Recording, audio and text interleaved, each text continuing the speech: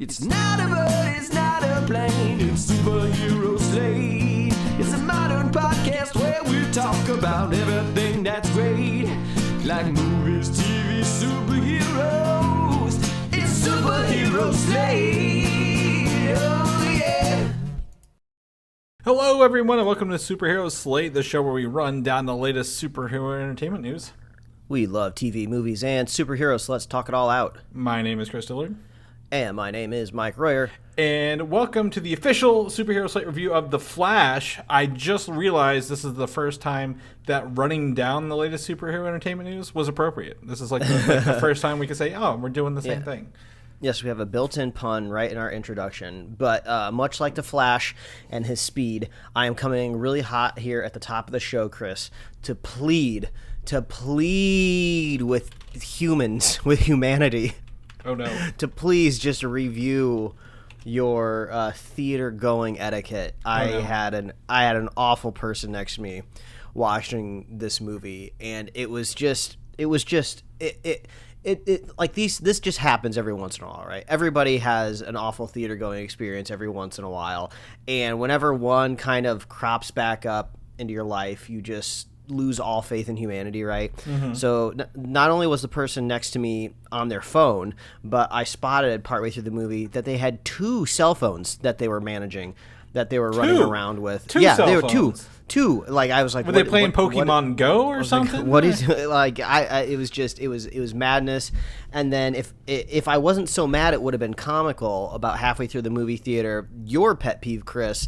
They bring out the inflated nacho bag that you get at the concession stand, and the chips sound like they're crushing glass, like halfway through the movie. It was absolutely maddening.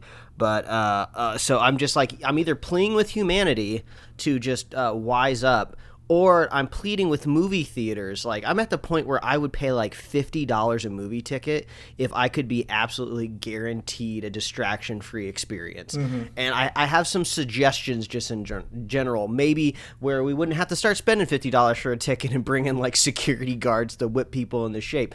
First of all, the PSA that they do in every movie theater that says, hey, put your phone away, don't distract your other viewers, we're moving that right before the title of the movie starts, right? Yeah. We're not putting it halfway through the credits. We're not putting it a couple before the trailer or before like the Coca-Cola advertisement. I want that to be the very last thing they see before the movie actually starts. And I don't want it to be cutesy anymore. I don't want it to be like an Amazon Prime sponsored segment where they just show like a reel of villains from Amazon Prime shows. No, I want like stern, I want like a scary grandpa to walk out on the screen and just like chastise people for it. That's what I want. And I honestly think that would help a lot if the reminder just happened just before the movie starts, because people forget it. Once you see all the trailers and all the stuff, it's out of your mind. It shouldn't be the same person telling you, hey, buy a Coke. Oh, and also don't forget to turn off your phone. It should be a little more menacing than that. Yeah, exactly. It needs to be menacing. And I think that would help a lot. Usually those just little tweaks can really help out a lot. But also there's just like ingrained behavior in people where they think their cell phone is not a problem anymore. And I know this is supposed to be a review for The Flash, but I've been sitting on this all weekend. I was going to say, this is the first time hearing of it as well. So let it out. The people next to us got those little plastic containers of like ice cream bites, and partway through the movie, after they ate them, they accidentally dropped them and they landed on the floor and they made a noise. And that was enough for them to lean over to me and say, like, oh, I'm so sorry. But getting your phone out every 20 minutes to check your messages or like shoot somebody an IM, like how do you? There's a cognitive dissonance there where people just are so in tuned and ingrained with their phone as like a second skin that they just don't see it as a problem. So like I'm all aboard for like any and all ideas out there in the world. But that being said, I'm going to do my best to filter through this awful experience at the movie theater. I've hated it. I've always said I hate it, and it's not my favorite. But the idea of the premium seating at AMC would make sense for you, right? Like this is like one of those things. Like, yeah, the people who are making noise on their phone, they're not paying extra, right? They're not doing the extra funds to get there. Did you go to the same theater where you put down the tape, by the way? I'm curious if the tape lighting is still in place. Yeah, yes. If you're not aware, the movie theater me and my wife go to has some abrasive LED running lights, and some of our favorite seats are just blasted by some laser beams. So I took some black electrical tape once and I covered over it. I've been waiting to get back into that theater. I haven't had a chance where the times have aligned, but I would like to go back there. But okay. I think as of right now, my strategy is going to be, because I think the next movie that me and my wife together are really looking forward to is the Barbie movie. So what we're going to do is we're going to buy seats at the end of the row, which usually I don't mind. I don't think it throws off my center viewing at all to go all the way to the end of the row. And then we're just going to have to bite the bullet and start buying a buffer seat, right? I'm just going to buy a seat in between me and my wife and the next people in the row, and just hopefully that just shakes out some of the crazy. I feel like it will be worth it to just get some of that anxiety out. But that's it. That's me putting it out there in the world. So I just looked up, because I forget when Barbie was coming out. It's coming out late July. What about Indiana Jones, maybe? Gosh, I don't know. I'm so confused on what I'm supposed to be doing with Indiana Jones. You're supposed to be watching it, but it's fine. It's like, do I try to strategize and go like Saturday mornings, or like, am I worried that someone's going to bring a gaggle of kids? Or do a gaggle of kids want to go see an Indiana Jones movie? I think you just go to the same theater location and just run in that other screen when you're done, or like beforehand, and just take a look. Like, is it still there? And then leave. Yeah. I think it'd be the best. I don't know. We'll see. But anyway, that's my rant. Chris and I we went and saw The Flash. I've seen it twice. Just in case no one knows, I got to see it a week early, so I've been sitting on this for almost 2 weeks now. Right, two full weeks. So I've seen it twice. I actually had very pleasant experiences both times, so I can't say much to that. I did though. I told Mike the second time I went ahead and bought the Cinemark Flash cup that they have there, that's covered in like his suit kind of texture, right, and the yellow. And I didn't know this until after the movie. I was in the parking lot and I was talking to the person I went with the second time, and I'm like, there's a little plastic thing here on the bottom. Maybe it's a wrapper. I pull it and the cup lights up. Did not know this the entire time I had this cup. I'm like, it just lights up. I'm glad I did not know this, because that would have been annoying to have it light up in the movie theater. But I was hashtag blessed. Both the first time we watched it, my wife and I had in seats, and then one person left me, and this time no one sat around us. So can't really share that experience with you, Mike. But I'm glad we both got to watch it. This movie actually exists, right? That was my joke last week. I'm like, we've been waiting for this forever. It's gone through at least 3 ownerships at Warner Brothers / DC. It's gone through a handful of directors, the whole 10 yards. So it actually, they filmed it and it came out this weekend. And to that point, it is also underperforming, Mike. I hate to say this, but it's only currently, according to Deadline, right before we got on here, at $55 million this weekend, which is less than anticipated.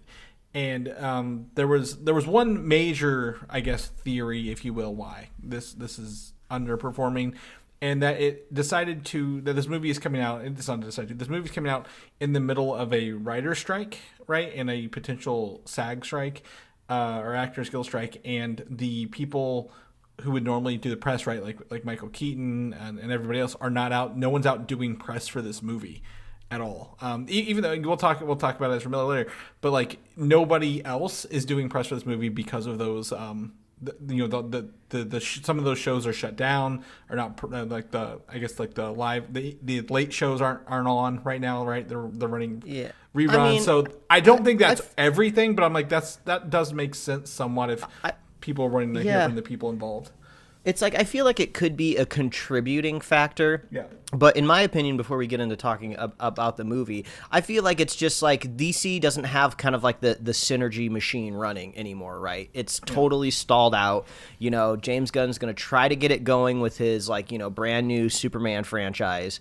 But there's just no cross-pollination, like, hype machine going anymore. Like, this is like a half-dead franchise, you know, with like a zombie Snyder attached to it in a way.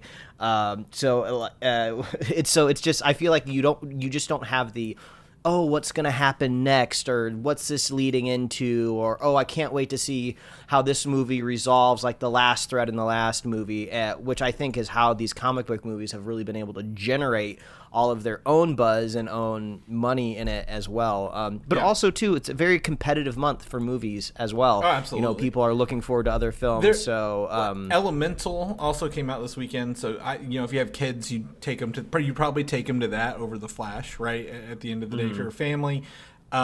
Extraction 2 dropped on Netflix, so maybe you didn't want to go to the theaters. You wanted to sit home and watch an action movie instead.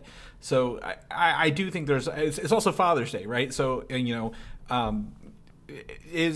does your dad want to go watch his Batman? Possibly, but you may be out doing other stuff other than going to the movies. Yeah. I can tell you anecdotally, it's Father's Day today, and my father did not choose The Flash. He chose Spider-Verse, nice, which is the correct choice. yeah. So a lot of multiverse movies out this week. So yeah, I've got no other updates on the box other than it's underperforming $55 million.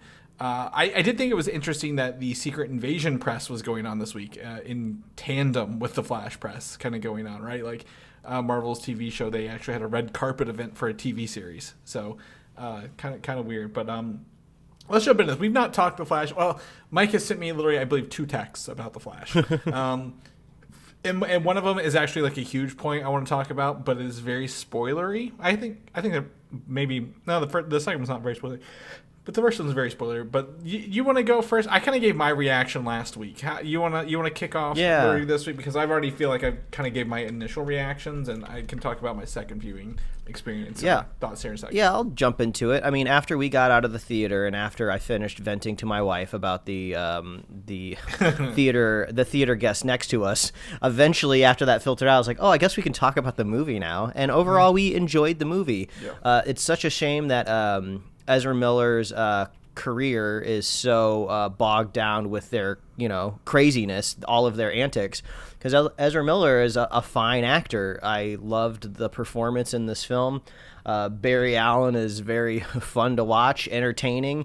This felt like a breath of fresh air if we were still kind of stuck in a Snyderverse, right? I feel like this would be standing out and people would be gravitating towards this style of DC movie, but things are in flux and things are changing, so we don't necessarily need a blueprint laid out anymore, right? This is easily my favorite of anything to come from the Zack Snyder verse, if you will. And I will give credit where credit's due. If he indeed was in charge of casting his universe, he has done a great job, and bringing in Ezra Miller as Barry Allen was extremely effective for me in this movie. Mm-hmm. I thought the story was pretty original for, I would say, what we usually get with superhero movies. I know kind of everything has gone multiversal now, and there could be this question between like, well, what's multiversal and what's time travel? Technically it could be the same thing depending on what, how you want to describe it to what story point is beneficial for what you're telling. Exactly. Yeah. And I don't even know if we really got a super clear definition of what exactly we were working with. I want to talk about that in spoilers, because I've got ideas. But we'll talk about it. But there is definitely some standout set pieces in this movie. So even if you didn't like this movie, I would say people at the very least could recommend clips of it, like on YouTube, right? I feel like that's usually our lowest common denominator when we talk about a movie. There are similarities to literally, again, Marvel's speedster, Quicksilver scenes, right? In Days of Future Past and Apocalypse, right? They could... Like, oh, you want to watch those movies? Well, here, go watch those Quicksilver clips. I feel the same thing could be applied to some of these scenes here. Yeah, speedster movies can just be fun sometimes, and I feel like this one was equally fun as well. Definitely have some lingering questions of kind of just more like science fiction theory. Which way are they going to take this? I think the special effects have kind of been hammered over the last couple days as people have gone to see this movie, and the director Andy Muschietti has kind of stuck up for some of them and explained some of the visuals. But as you can see in the trailer, there is a set piece with Supergirl kind of out in the middle of nowhere. In the desert, in the flats, wherever they are in the movie, and that is I felt like an odd choice to just take everything else around away from you. That was the same desert from Man of Steel, I believe. So we can point at Zack Snyder for that. Yes, the iconic desert that everyone remembers. Yeah, exactly. So well, but I mean, overall, we had a good time with this movie. We enjoyed it. I would look forward to watching it again. I assume on Max, in a couple weeks to a couple months, depending on how the box office performs. But yeah, overall, not too distasteful. Yep. I think it's setting. It's always funny, right, when they start to cut the hype promo after opening weekend, and they're raising up the audience score. It's like, oh, we know why you're raising the audience scores, because the critic score is much lower. But I think this is still technically fresh on Rotten Tomato, and I would say that's fair. So overall, there's just way too much baggage with this movie, unfortunately, in the real world and also just within its own cinematic universe, that I could see a critic or even myself enjoying the movie but having a hard time recommending it. Like, I don't know exactly how I recommend this to, like, my friend that maybe is not super into superhero movies, or even like my mother. Like, I feel like it's just going to be very confusing. You have to have a lot of predetermined knowledge of the universe to understand the cameos, which I could see this also maybe being a problem for Marvel's Secret Wars in the future, because I could see them doing similar style cameos that maybe will go over Dolph some people's Lundgren head. as the Punisher. Exactly, but there is some great stuff that we're going to talk about in this it's extremely nerdy, super inside jokey, and one of them I felt proud that I was the only one applauding for, which is the thing that I text you about. Yeah, exactly. Chris. Yeah, I got excited twice, both times when we got to that.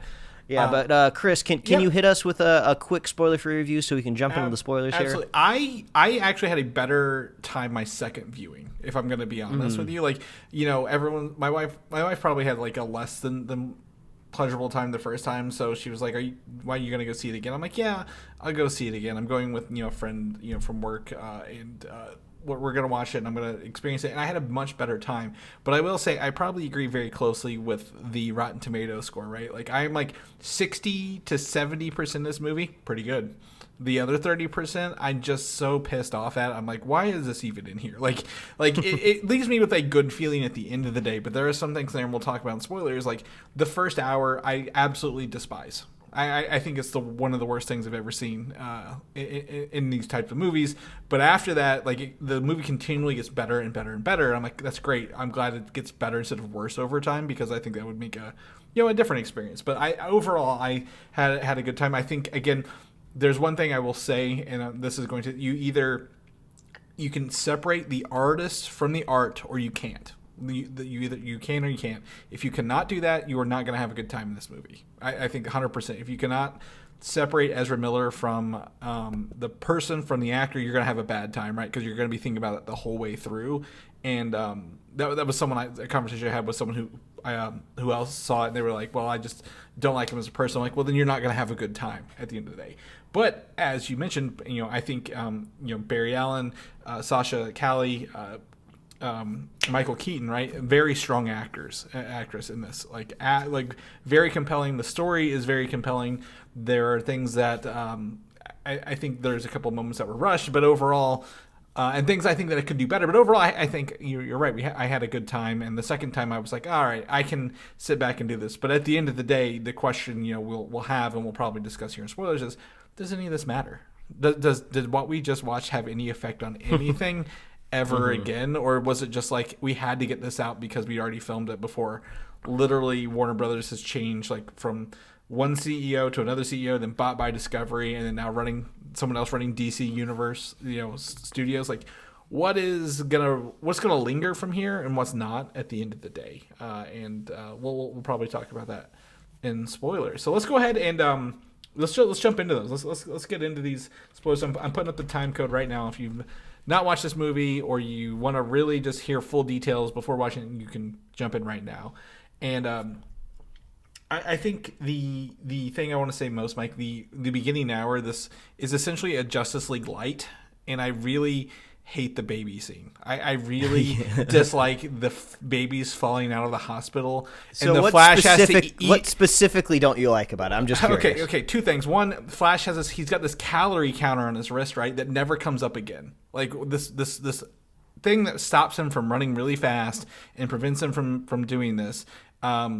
He's got a calorie count. He's like, oh, I got to eat, So he runs past the babies, breaks into this candy machine, stuffs his face, re-energizes himself. The baby CGI is also wonky, but I'm going to give this one a pass on all CGI because some of it, like the Chrono Bowl, is very like artistic choice, right? Like like that was very artistic choice.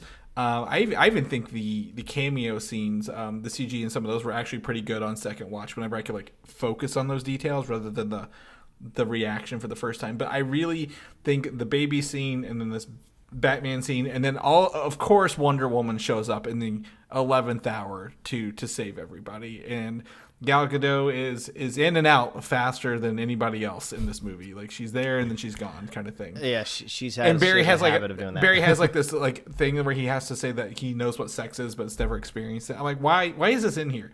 This is purely.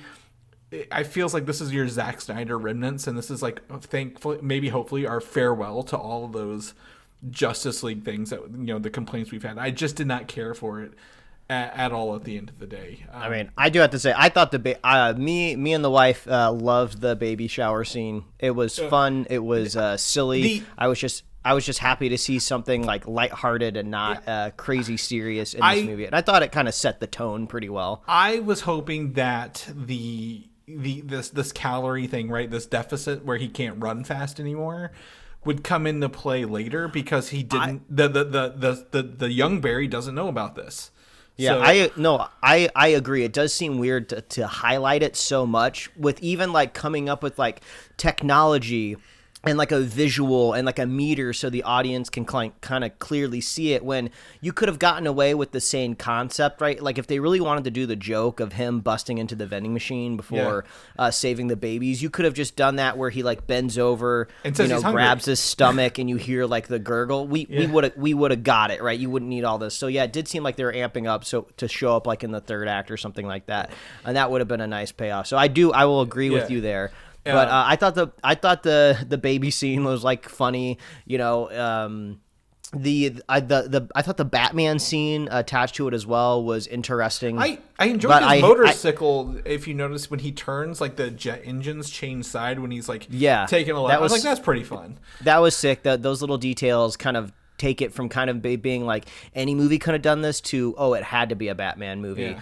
That did this. The Wonder Woman cameo was like, I'm getting so sick and tired of those, right? She just pops up in these movies for a cameo. She did it in, sorry, spoilers for Fast X. Yeah. She does it in Fast X for a minute.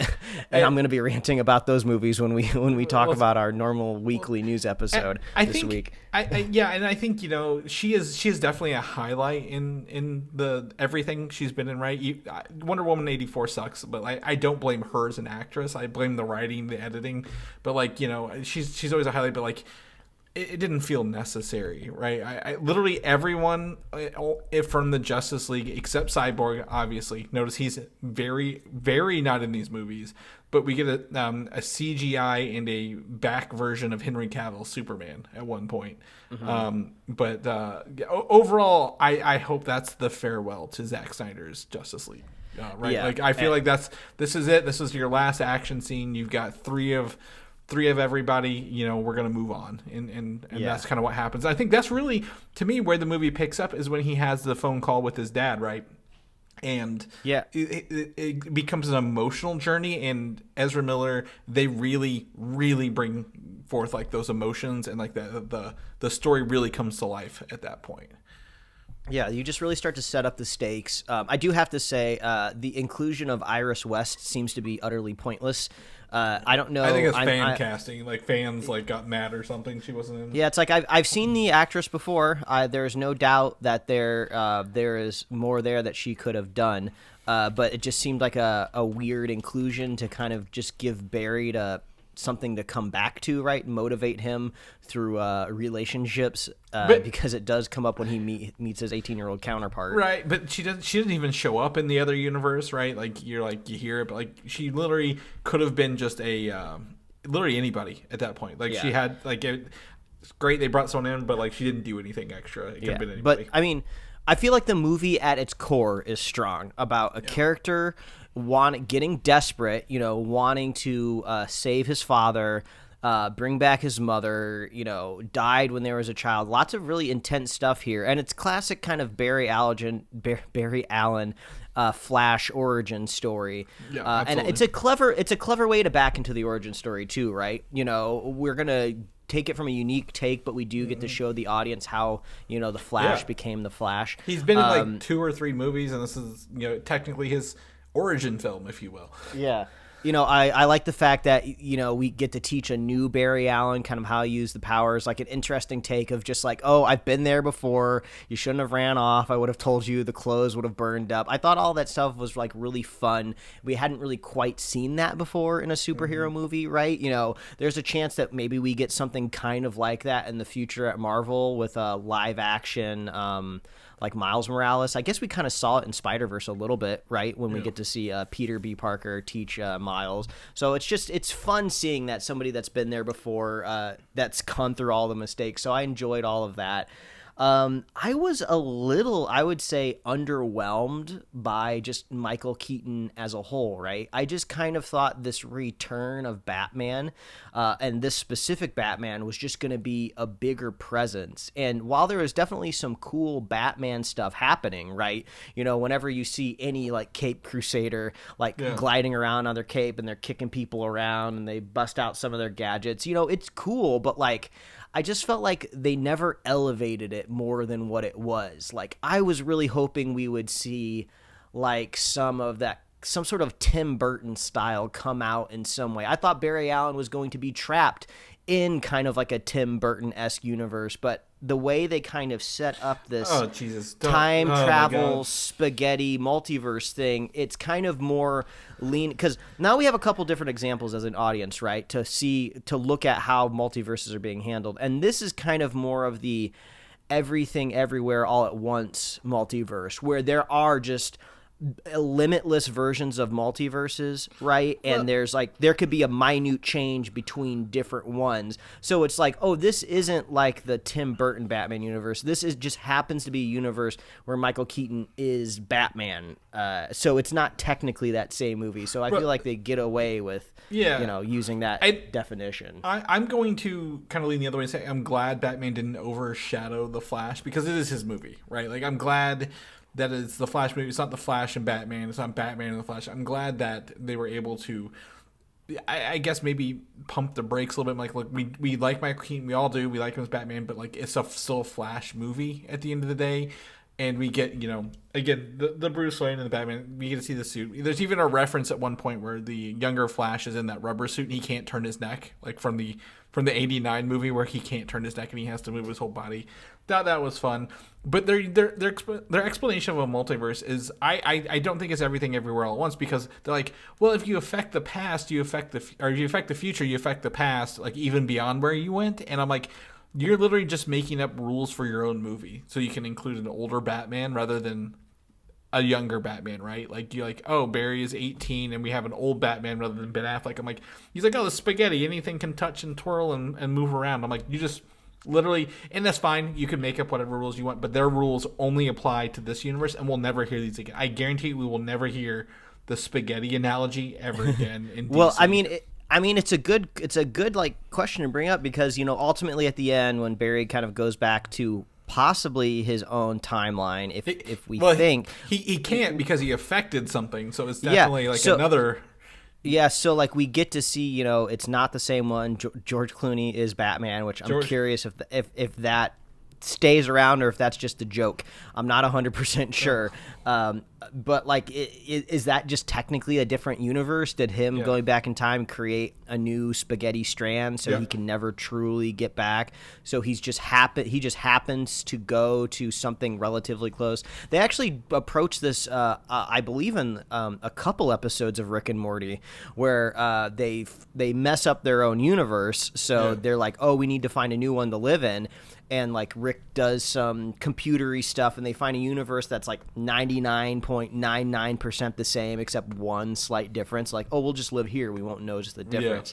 Yeah, so it is getting a little confusing, because like usually traditionally I feel like most of the time when you see the Flash doing stuff, it's time travel related, and like the multiverse doesn't show up, but we see the multiverse show up in a big way, in big giant sphere cameos at the end. They yes, which make no sense. Like, you have so many DC movies and properties to pick from, and they chose the weirdest ones, right? Like you could have referenced literally the Flash TV show / Arrowverse, which just went off the air after how many years? 14 years on air or something like that. 9 seasons of the Flash. I'm like, you literally could have referenced this, but instead, obviously you choose Adam West Batman, you choose Christopher Reeve, you choose George Reeves, the earlier Superman, right? And what's it, Helen Slater, Supergirl, and then my favorite, the deepest cut of anyone that I think has ever been made in a movie, Mike, is Nicolas Cage as Superman from the Tim Burton Superman that they never filmed, but they have pictures of him in the suit. With the iconic spider story. Yeah. If you're not familiar, there's more in-depth story that you can go find out there, but Kevin Smith has kind of like an infamous story that he tells from back at his height of his powers when he was being courted by Hollywood. Yeah. A producer came to him and said, hey, we want you to make a Superman movie, but the producer oddly really wanted a giant spider in it. Not really much of an explanation why, but the dude just had a hard-on for giant spiders and wanted Superman to fight one. So it's just hilarious to see that this kind of like legendary story about Hollywood just get thrown into this movie. And I do have to, I felt proud of myself in this moment because, Chris, I was judging the entire theater that I was with, obviously, and the people who went and see this movie weren't the I'm trying not to be too mean, but like when Barry Allen got struck by lightning when he was trying to get his powers back, and the movie tries to make you think that he died, but only an idiot would think he actually died in his own movie halfway through. The people next to me were gasping. They thought he was truly dead, right? And they were gasping at every little cameo at the end. Before you get off your soapbox, let them have their moment. No, because I hate them because they take their phones out. Well, okay, but that I get, but yeah. I was like literally the only one in the movie theater that knew what was going on with the spider, so I was just like, I felt like I was flexing a little bit, but I didn't impose it on anybody. Yeah, I kept it to myself. It's a fun, and my favorite part is they actually animated the scene too. It's not everyone else just stood there or they used clips from it, but this one they actually gave it like he flies in and he's fighting the spider, then kills the spider with his laser vision, and then turns to the camera. I'm like, oh my god, this is fantastic. This is the deep cut you want. Like, but I wish there were more deep cuts. I'm really disappointed in how few multiverses they showed. Really, at the end of the day. That seems to be a trend unless you're a Spider-Verse movie where, we're going to do multiverses but not go many places. Yeah. Everything Everywhere All at Once, I would say, did pretty good with their economic budget and Loki, and giving us as many as they could. Loki had a lot of variants as well. Whenever he gets into that's right. I would say those two do a really good job to say like, look, we have an alligator Loki, we have a Sylvie Loki, you have a governor Loki, a classical. I think you could have done some more things in here. But what we deal with what we get. I would also, one of my complaints would be also the ending just kind of happens, right? Like when we're talking about these universes colliding, like we literally leave Supergirl and Batman and we never see them again. Like you just run and like they start running, and then the final act is literally in the Chrono Bowl, right? Until he has to go undo what he did in the past. So I think that was kind of disappointing. We never got to revisit their fates. Yeah. Well, it is interesting because it was. I don't know if this was necessarily confirmed or if it's just like reports out on the street, but there was 2 other endings apparently that were scrapped from the end of the movie, and I think there are kind of reinforced because one of them, it was supposed to be Keaton and Supergirl at that courthouse at the very end, and I think that is reinforced because we do have set photos of Supergirl like out in front of like that courthouse when they were shooting, so that is definitely a plan. There was 3 endings for different like we talked about the resumes in charge while they were doing. So that was the first one. The second one was actually them plus Gal Gadot and Henry Cavill as well. Yeah, it was going to bring like the whole like band back together. So now that we're kind of in like this kind of more goofier ending, we ended up with Aquaman. And wow, what an underwhelming mid-credit scene or post-credit scene or whatever you want to call it. Like, I guess it's supposed to get us excited for Aquaman: The Lost Kingdom, but I don't know how the hell this does that. Is this the same Aquaman? Is this Aquaman: The Lost Kingdom set here, or is it a different Aquaman? Because he's technically in the George Clooney universe. I mean, I don't know. But that's the thing. Are we truly in the George Clooney universe, or is this just a fraction of a difference from Barry's normal universe, right? And just Batman just happens to be George Clooney. That's the thing that's like not super clear. And I feel like there wasn't a lot of lines drawn in the sand of just like, we've totally changed the DC universe forever, right? Because we know it's all in flux. I could see them just like washing this all away, because guess what, we still have a Robert Pattinson Batman movie out there, right? You know, we're starting a new Batman. I mean, I do have to say, I feel like I do like Andy Muschietti's take, the director for this film. I do like his take on the character. I like his style. He handled everything, no matter even how I feel, he handled everything really well, right? Like everything was done great. Yeah, so I feel like this is a really good sign for Batman: The Brave and the Bold, which he's supposed to be taking the helm for. Yep. So I feel like this is a good sign moving forward. We forgot to mention this. We probably could have brought this up in the spoiler-free section, but I thought the score of the movie was really great. They had some really great. You can only have so many Chicago songs in a movie before I'm like, why do you have 2 Chicago songs in your movie? It opens at the restaurant with. Was it If You Leave Me Now, and then they had 25 or 6 to 4 when they got to Batman's universe. Like, when he's like fighting him on his dining room. Yeah, when he's making the spaghetti with his one flip flop on or whatever. I think soundtrack's fine. I agree. You know, we got the whether affect the Tim Burton score was really fun to hear, where they would go into the Batcave for the first time and revisit that. There was something I was going to say. I don't remember what it was, but overall, I think the Chicago song stuck out in my head a little bit. I can't think of anything else really in there soundtrack wise. Do you have something in particular as well? Like, I mean, just overall, I just your solution by the Raconteurs when they were doing the Speed Force thing at the end. I think Ezra Miller did a great job. They did a great job being 2 different Barrys, right, at 2 different points. Like the 18-year-old annoying as hell one, and he's supposed to be annoying, right? Like you're supposed to, and then the other one. But I said this Thursday when I saw it the second time. The original universe Barry, our OG Barry, he was a different person when he went into the universe than when the first half of the movie, right? Like he was very like whiny and like, I don't want to be the janitor for the Justice League, and this is always a Batman problem, and the awkward sex thing. But when he went into the future, he was like more, I guess, adult oriented. Like he was like, I have things, you're annoying me, stop it. So I think that shift kind of bothered me a little bit, but it was fun to see he had a foil in himself. Like when he tried to phase through the wall and they smashed each other after young Barry got his powers. There's some pretty comedic gags in there overall stuff. I just hope at some point in time in the future we can get back to a place where we can see any version of the Flash just do awesome Flash stuff, right? Because when they're fighting the Kryptonians at the end of the movie and things are just popping off and going great before Supergirl dies for the first time, it's just awesome. He's making tornadoes, right? They're like doing like Emperor Lightning Blast with their hands. They're running off of each other.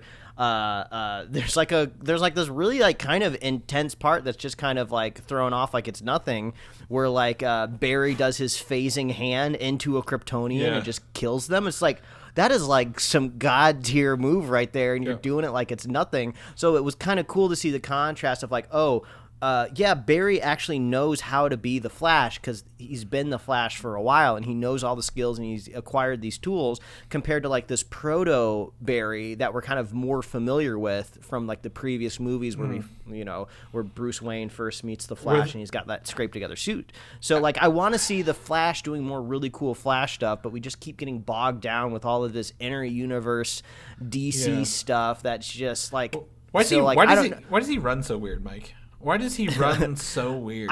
I feel like it is definitely a creative choice, and it's got to be from studying like speed skaters, like speed ice skaters, because I feel like they have the same motion where like the fingers fingers come up. Yeah. So it's I could see it going. I could see it going away very easily, much like the Scarlet Witch's accent. They did. He runs in the Chrono Bowl like a sprinter, but he runs in the Speed Force like an ice skater. Which it's is all styles, man. When you're running that fast, you get creative. Yeah. I thought, but you brought up the Chrono Bowl, and those visuals in the Chrono Bowl, they were so odd and slow, so like low kind of res, like plasticine rendering. I was just like, oh, this has to be on purpose. Yes. And then Annie Machete did say, yes, that was a purposeful thing of like, this is just supposed to be a very like a very like just intense like a world and situation to be in, that like, you know, this is just going to be like, you know, how one might interpret all of these events happening at once. I thought the visuals of the Chrono Bowl was cool. I don't know if that's ripped straight from the comic books, but I felt like the visualization of it worked for me. It kind of felt like a clock a little bit in a way, like a dial of like, oh, I'll move and this is kind of how I'll jump through and throughout time. But like, I almost kind of wish there would have been, I guess just to wrap it up, I wish there would have been a little bit more of decision of like, is this a multiversal movie or is this a time travel movie? Because I feel like mixing the two together, like, yeah, technically you could write a scientific paper on saying the fact that they're the same thing, but I felt like it got just a little muddied where I just didn't know what I was supposed to be concentrating on. It got a little wet spaghetti on you. Yeah, like, are we looking out for the butterfly effect, or are we looking out for just falling accidentally into the wrong universe? Mm-hmm. Because when we see like the evil armored up version of Barry, that is kind of looks like it's supposed to be like the Savitar look. That's what when he punches. I hate when he punches him out of the. Well, I was gonna say there's like 3 Barrys in this at the end, and you're like, what is happening here? So yeah, and when he punches him out of the Chrono Bowl, it's like, well, did he punch him into another universe, or did he punch him somewhere on the timeline? Like, well, I don't know. It was just confusing. Yeah, and I'm trying not to think of it too much, literally because like they made up their own rules, kind of, it felt like, as they went along, right? Like, the spaghetti thing is like, oh, it can be parallel, it can be a branching path, or it can loop around and be completely different. And I'm like, it doesn't hold me back from enjoying the movie, but it's something that they're gonna have to figure out. Yeah, they don't care. If they're rewriting their whole this will never. My feeling is if they never want to reference this again, which they may not, they don't have to ever. They're like, yeah, we don't have to worry about the Flash, Aquaman, whatever. I would say my one of my complaints at the end, right where I said the ending happens, like it comes down to 3 versions of Barry, right? Like technically, one original Barry, young Barry, and then older version of young Barry, who's been running this. I really wish there had been a true villain of the film, right? At the end of the day, and old Barry, he's like, oh, you're my hero, and then, but like I never got the feeling like he was his hero throughout this movie, right? Like he's like, hey, I'm doing this because you're my hero, and then the younger Barry like jumps in front of him, like they cancel each other out. But I'm like, I never got the feeling he was his hero in any of this, and that really kind of, it didn't sour me on the whole journey. But at the end, I'm like, this felt like a really, really quick ending.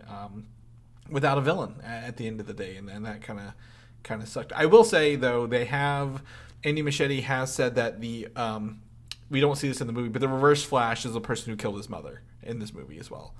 They did touch on it, but like it's still a big factor in this. So. Yeah, I almost thought things were going to get really, really, really dark, and Barry was going to have to go back in time and stab his own mother to kind of like reset the timeline or something. But yeah, they don't talk about that. But yeah, the Reverse Flash, pretty iconic character that we don't really get to see in this. But yeah, I guess, it seems like we both enjoyed the movie, but it's hard to recommend to someone who doesn't know what's going on, right? Yeah, and also, like, is there a future for the cast? Is there a future for this narrative, this timeline, this multiverse? I don't know. All of this and more could have affected the box office this weekend. At the end of the day, I would say if Andy Machete has signed on for The Brave and the Bold, which he has, he does not have the Flash 2 in mind. Like, nobody over there has the Flash 2 or a sequel to this Flash in their heads, right? So it might be cool at the end of their phase 1 Gods and Monsters. Maybe Barry shows up, right? It could be this Barry, it could be another Barry, it could be a Wally West, another speedster if they need to. But like that would be fun. But at the same time, I guess Barry deals with like you said Savitar, right? That's the god of the Speed Force, right? So if they're doing Gods and Monsters, it could be into that. But I'm just not like, I don't think they'll ever reference this movie ever again. At the end of the day. Well. So. And much like when we were talking and reviewing Shazam 2, we said, it probably all comes down to box office, right? Yeah. If any of those 2 movies made a ton of money, of course they're going to keep them going. Yeah. So, it seems like if this one is not, overwhelmingly bringing in the box office dollars, why risk your future on Ezra going forward if it just doesn't seem like the return is going to be worth the risk? So, not a lot of high hopes, but there's lots of other flashes that they can pull from. We obviously see that they're okay with visualizations of other multiverses. So, maybe Nicolas Cage is Superman. No, I'm kidding. Yeah, so maybe, like you said, maybe they could bring Ezra back in some other function in the future. But, like I said, I had a good time, but I'm ready for this all to get wiped under the rug. I want to start fresh. I really hope that Gunn Superman movie is like fun and great, properly teases, a universe going forward after that. Yeah, absolutely. I think we deserve it after sitting through this for 10 years, right? Of still dealing with the ripple effects of Zack Snyder 6 years after he was fired from Justice League or more. So, but that's our review. So let's a normal episode we do every week. But if people know what you're up to, what you're doing, where can they find you at, man? Well, they can find me at Mike Royer Design on Instagram, Twitter, and TikTok, and you can read my webcomic at liferewardsrisk.com. Chris, if people want to catch up with you, where can they find you? Find me on Instagram, Valdan87, or video game networks of your choice. If people want to know more about the show or listen to our regular weekly episode that we're about to go record, it's got a huge list, like 3 pages of notes this week. Where can they find all that good stuff at? Yeah, head on over to superheroslate.com because that's the best place to find where we host the show and to get our awesome show notes and our upcoming release calendar to see what we're going to be talking about next on the show. We're on Apple Podcasts, YouTube, Spotify, wherever else you love to listen to find podcasts like our own. Like us on Facebook, follow us on Twitter and Instagram, and you get merch at superheroslate.com/store. We love hearing from you. What did you think of The Flash? What do you think of the future of The Flash? Let us know. How do you think they should fix the movie theater going experience? Because I'm open to suggestions, and I really hope somebody that works at one of these companies listens to this and, comes and rescues me. But we love our super fans too, so if you want to be a super fan of the show, all you got to do is share the show with a friend, share the show with a buddy, and we'll be here every week, folks. That's right. We'll catch you next week. Thanks for listening, and don't forget to subscribe.